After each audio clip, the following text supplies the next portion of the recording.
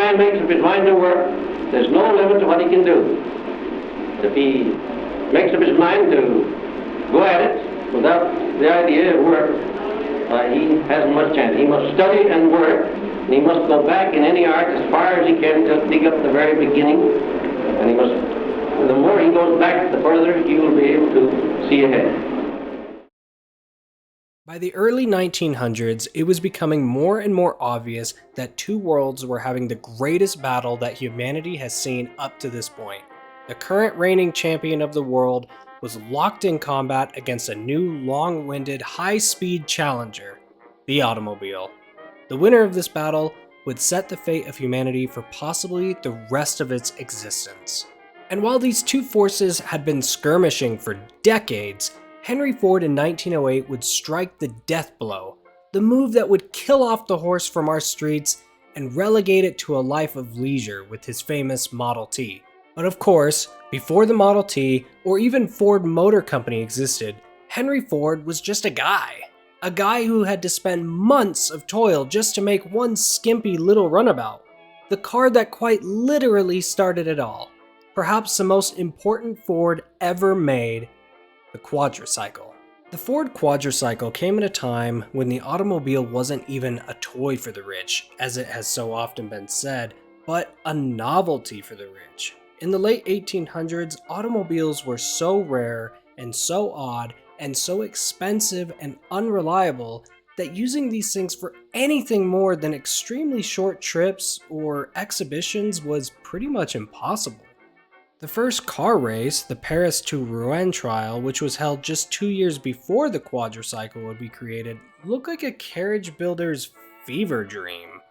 Images like these really show why early cars were called horseless carriages and not automobiles, because aside from the motors, they really were carriages without the horse. And while the car in Europe was flourishing, to a degree, in the United States things were taking a little longer. Even 2 years later, in March of 1896, Detroit had only one running car, a car being driven by a man named Charles Brady King. On the day of his first drive, March 6, 1896, the car would go around 5 miles an hour, a little more than a brisk walk, and following him on a bicycle was Henry Ford, who 3 months later would have the second car in Detroit. It can be argued that Ford was bound by destiny to make a car one day. At age 12, Henry Ford's life was turned upside down when his mother, who he loved dearly, suddenly died. As he put it, his house felt like a, quote, watch without a mainspring. But shortly after his mother died, the grieving Ford would have an extremely influential chance encounter with a man running a steam engine by its own power down the road. Stunned, Ford would pester the man, who would eventually let him use the controls and would set Ford on a course that would lead to the man and company that we know today. So Henry Ford would set off to build his first car, which he would begin building either in late 1895 or early 1896. And his experimenting room was nothing like the advanced multi-billion-dollar R&D centers that create the most extraordinary machines of today. No, it was nothing like that. It wasn't even a shop. It was a coal shed behind the Ford's home on 58 Bagley Street, or Bagley Street. I don't know how it's pronounced, I don't really care. But you would be mistaken if you thought that Ford took this work lightly, because little known to the people of Detroit, one of the most serious operations was going on inside there. And Clara Ford, Henry Ford's wife, was on security detail to make sure that no unauthorized persons were allowed in there.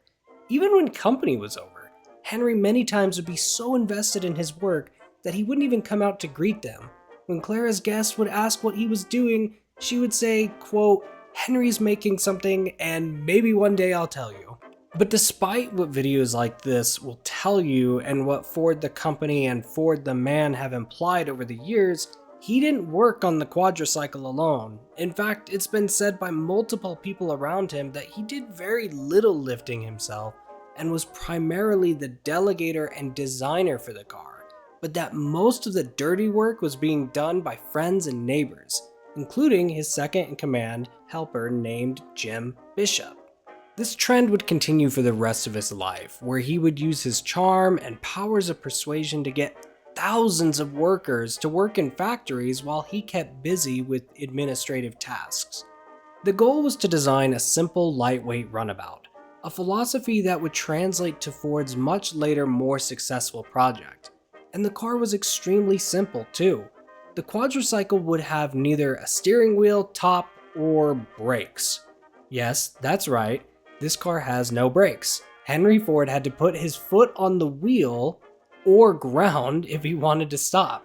Fortunately, there never seemed to be an emergency that forced him to break his foot or die. Powering the Quadricycle was a 2-cylinder engine making a blistering 4 horsepower. The engine was partially designed by Ford and partially ripped from a magazine article. But the engine was in the back, meaning the first Ford was rear-engined, decades before the other anti-Semitic automaker would put the engine in the back. So that's pretty neat. In order to steer the car, the driver would use what was known as a tiller, which is a little more than a bar linked to wheels. Not perfect, but the car is not going that fast to matter anyways. Top speed was around 20 miles an hour, which probably felt pretty damn fast, especially since he didn't have brakes. As I said earlier, it would likely take a few months for Ford and his assistants to put the car together. It's not really clear how long it took, so we have to guess a little. But now we have the car designed, built, and now it's time for the test drive, which would come in the middle of the night on June 4th, 1896. The whole city is dead, aside from maybe a random drunk or policeman. Ford, his assistant, his wife, and their infant son Edsel get ready to wheel the car through the doors. But instead of the car rolling onto the street, it goes bump. And bump again. It is hitting the door frame.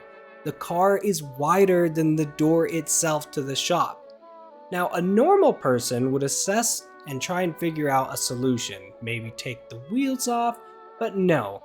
Henry, in a flash, grabs an axe and smashes the door frame to bits till it's wide enough for his car to scoot out onto the street. Once they're on the street, Henry Ford grabs the flywheel and heaves the tiny car to life. He throws the running car into gear and begins his inaugural trip down the deserted streets with his assistant Jim Bishop riding a bike ahead, making sure that no one is hit or hits the precious car. The run was a massive success too. Aside from a temporary igniter failure, the car ran great and was able to return to its home under its own power, which wasn't always the case for the time. So Ford would wheel the Quadricycle back into the shop and basically go to bed because he had to work in just a few hours. And I don't know if Ford knew that night that he was about to become probably the most famous, wealthiest man in the world, and arguably the most important person of the 20th century. But I feel confident in saying that in that moment, he knew what he wanted to do for the rest of his life. That feeling would be further bolstered a few months later when he would show his idol, Thomas Edison, the drawings of the car that he had. Edison was fascinated and encouraged him to pursue his route with vigor. Within a few years, Ford would create his first company, the Detroit Automobile Company, which would fail. And then he would form his second company, the Henry Ford Company, which again would fail. But his third company, Ford Motor Company, would become the largest company in the world. And it would do it on the same principles laid out with the Quadricycle, a lightweight, simple car, just like the Ford Model S and later the Ford Model T. And what happened to the Quadricycle that started it all? Well, he sold it. Despite all of the love and energy and effort, Henry needed the money. Building his first car was very expensive and strained the finances of his small family. He would sell the car for $200, but years later in 1904, he would buy it back for $65. Not a bad scheme. Sell the car for profit, then buy it back later for way less. The Quadricycle now resides in the Henry Ford Museum, where thousands of people can admire the humble beginnings of Henry Ford, but also the humble beginnings of motoring in America.